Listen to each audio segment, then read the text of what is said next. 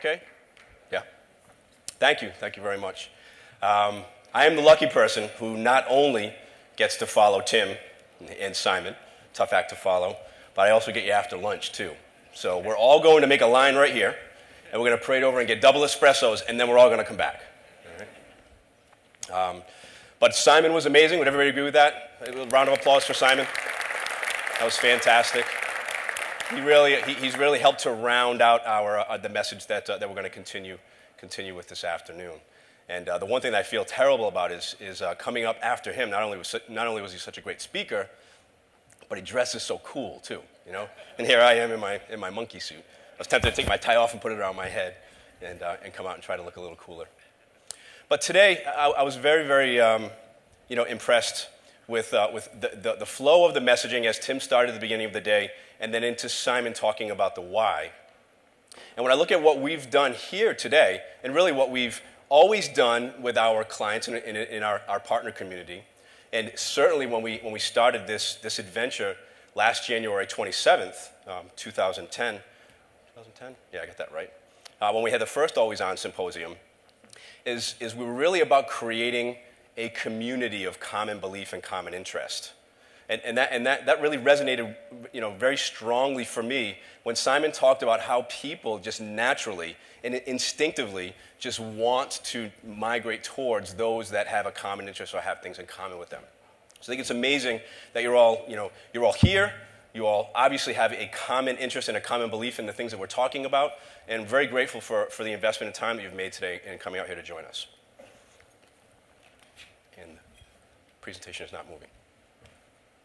Can we switch the presentation over, please? To the laptop?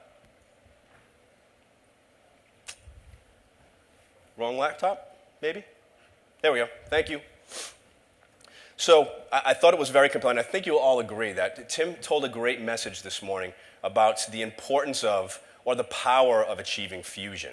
And that balance of serviceability and strategy is a compelling thing for us all to really pursue. And we can see the value and the impact we can have on our organizations when we move more towards that fusion status.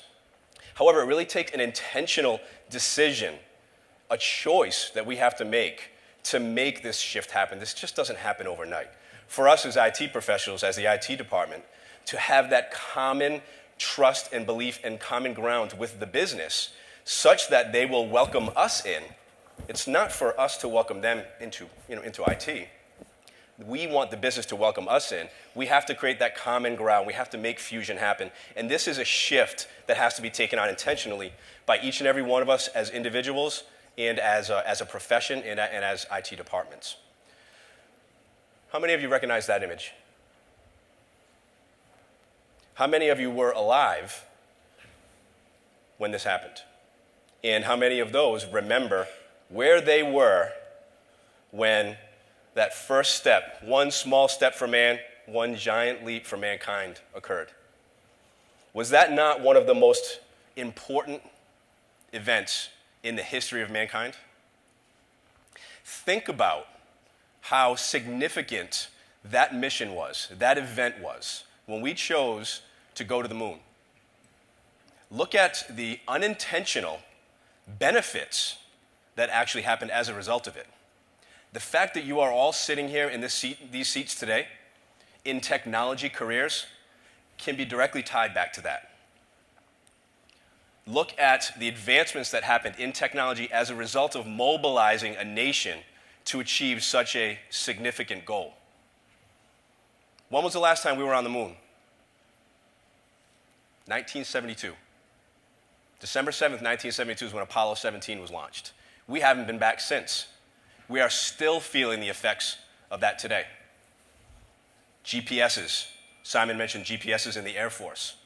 The fact, that we put satellites and we blanket our country in satellites, or our country, we blanket our globe in satellites, making it possible for us to have GPS capability, your XM satellite radio. All of these advancements were side effects, side benefits, unintentional, but side benefits of taking that on. This took an intentional action. A choice had to be made to make this fusion happen. Would everybody agree that this is a perfect manifestation of fusion? You think about what happened to pull all of that together. Simon mentioned that the last great generation, the last great unity for a common purpose that he could recall was back in World War II, when an entire nation mobilized for World War II, whether you were off at, overseas or you were here, supporting the war effort. I would argue that this was yet another example of that. And I get chills every time I see this.